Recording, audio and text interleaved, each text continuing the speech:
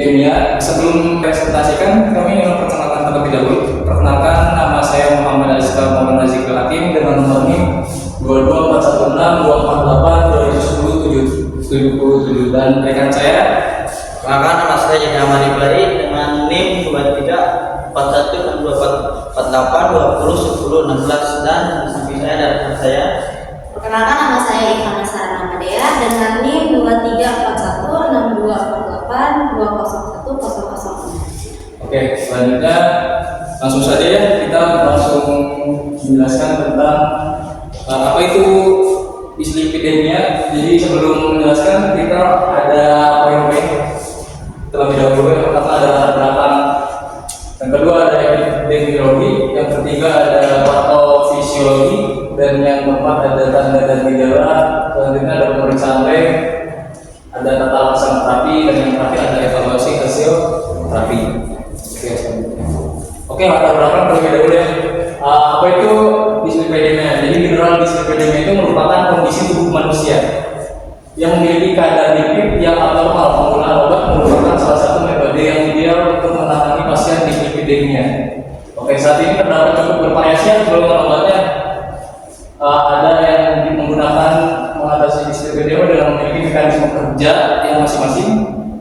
Berdasarkan mekanisme kerja obat anti dislipidemia, saat ini terdapat ada 7 golongan, seperti golongan statin, fibrat, dan derivatnya, bolein asid, sekuarentin, basadizin atau asam nikotinik, dan derivatnya selainnya. Ada PCSK9 inhibitor, pernapasan, asam lemak, omega 3, minyak ikan. Terdapat perbedaan target dan mekanisme kerja suatu golongan di sini. Dari hasil survei kami membuat ada beberapa tingkat ya, ada boleh bisa dibaca. Di sini ada itu beberapa literatur juga yang didapat dari jurnal.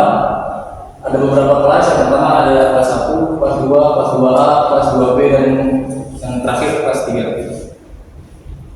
Oke, jadi apa itu dislipidemia? Jadi dislipidemia itu berdasarkan dari data Global Health Observation atau GHD dari Badan Kesehatan Dunia WHO atau World Health Organization yang menunjukkan bahwa prevalensi pada tahun 2008 adalah sebesar 37%. Itu satu angka yang sangat besar mungkin. Pada populasi laki-laki 40% dan pada populasi wanita itu ada di angka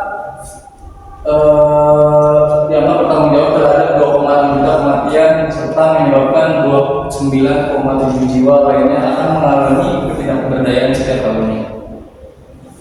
Di sini ada kita menjelaskan tentang di tahun 2013 menunjukkan angka yang sangat mungkin lebih cenderung tinggi ya dari penduduk Indonesia yang berusia lebih dari 15 tahun dengan kadar kolesterol abnormal berdasarkan NCF ATP golongan 3 dengan kadar kolesterolnya lebih dari 200 mg per dosis maksimum atau DL, di mana perempuan lebih banyak daripada laki-laki dan penduduk perkotaan lebih banyak daripada penduduk pedesaan. Oke, selanjutnya lagi ya, di sini ada kita menjelaskan tentang dislipidemia itu ada atau abnormalitas plasma berperan utama dalam patogenesis. Terjadinya aterosklerosis pada lini pembuluh darah yang merupakan penyebab terjadinya penyakit jantung koroner atau PJK dan stroke di dunia yang mencapai 17,37 juta dari 54 juta total kematian per tahun. Baik faktor risiko maupun itu umur dan faktor risiko non tradisional informasi. Oke, selanjutnya saya akan diberikan waktu kepada Bang Jai untuk menjelaskan tentang patofisiologi dislipidemia. Oke, terima kasih Mas. Saya akan melanjutkan presentasi dari dislipidemia. Dislipidemia ini ada patofisiologi yaitu awal merupakan dislipidemia merupakan penumpukan lemak ataupun plak di dalam pembuluh arteri sehingga bisa menghambat aliran darah. Kolesterol tidak akan larut pada cairan darah, di mana agar bisa dikirim ke seluruh tubuh maka butuh dikemas bersama dengan protein menjadi partikel yang disebut lipoprotein yang dapat disebut sebagai pembawa atau salin kolesterol dalam darah. Patofisiologi dislipidemia di sini terbagi dari 3 jalur, yaitu melalui jalur metabolisme eksogen, terus jalur metabolisme endogen, dan jalur reverse kolesterol transport. Terus di sini epidemia terdiri dari 3. Pertama jalur metabolisme eksogen, terus yang kedua jalur metabolisme endogen, terus yang ketiga jalur reverse kolesterol transport. Terus tanda dan gejala epidemia yaitu tandanya nyeri pada perut, pankreatitis, satoma eruptif, peritoneal neuropati, tekanan darah tinggi, BMI lebih dari 30 kg per M2 atau ukuran pinggang lebih 40 inci pada pria, lebih 35 inci pada wanita. Gejalanya yaitu nyeri dada yang tidak parah hingga parah, palpitasi, berkeringat, gelisah, sesak napas, kehilangan kesadaran atau sulit bicara maupun bergerak, nyeri perut, kematian, dan mendadak. Di sini pemeriksaan lab bisa dilihat dari tabel-tabel di sini.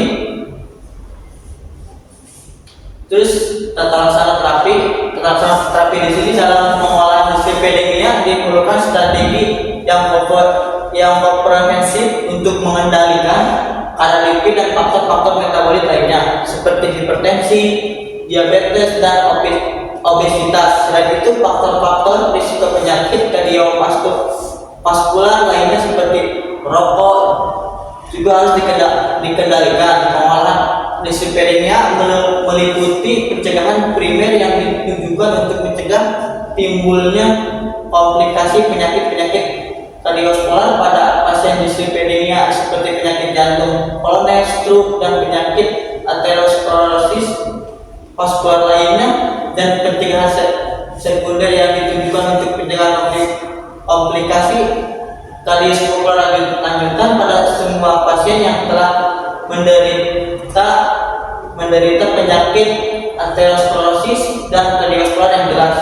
Pengolahan pasien dislipidemia terdiri dari terapi non farmakologis dan farmakologis. Tetapi non farmakologis meliputi perubahan gaya hidup termasuk aktivitas fisik, terapi nutrisi medis, penurunan berat badan, dan penghentian merokok. Sedangkan terapi farmakologis memberikan obat anti lipid. Selanjutnya akan dibawakan oleh Ivana. Baik, saya akan menjelaskan tentang terapi non farmakologis, yaitu terdiri dari 3, yaitu yang pertama adalah aktivitas fisik. Aktivitas fisik yang disarankan meliputi program latihan yang mencakup setidaknya 36 aktivitas per menitnya, dengan intensitas sedang menurunkan itu 4-7 kalori per menit. Bisa itu dilakukan selama seminggu, yaitu 4-6 kali saja, dan dengan pengeluaran minimal 200 kalori per harinya. Dan untuk kedua itu ada terapi nutrisi medis. Bagi yang dewasa itu disarankan untuk mengkonsumsi diet rendah kalori yang terdiri dari buah-buahan dan sayuran. Itu bisa dari lebih 5 porsi per harinya. Lalu untuk biji-bijian itu bisa lebih 6 porsi untuk per harinya. Dan itu ada ikan dan daging tanpa lemak, asupan lemak jenuh, lemak trans, dan kolesterol harus dibatasi. Sedangkan makronutrien yang menurunkan kadar KLDL harus mencakup tanaman stanol atau sterol. Itu bisa 2 gram per harinya, dan serat laut air 10-25 gram per harinya. Lalu yang ketiga itu adalah untuk berhenti merokok, karena merokok itu merupakan faktor resiko kuat, terutama untuk penyakit jantung koroner, penyakit vaskular perifer, dan stroke. Merokok juga mempercepat pembentukannya plak pada koroner dan dapat menyebabkan fraktur plak sehingga sangat berbahaya bagi orang yang sedang aterosklerosis koroner yang luas.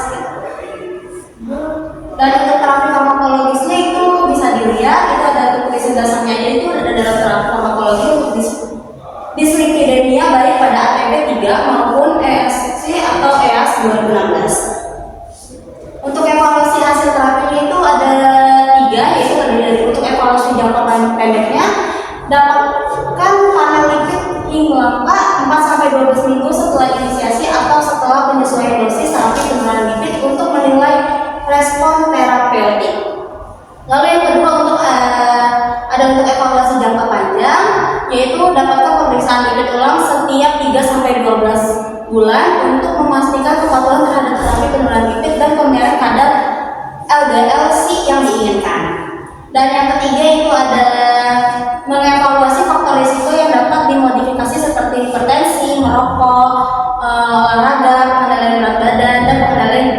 glikemik pada penderita diabetes tadi. Jadi kesimpulannya di sini dislipidemia itu adalah kelainan metabolik lipid yang ditandai dengan peningkatan ataupun penurunan fraksi lipid di dalam plasma.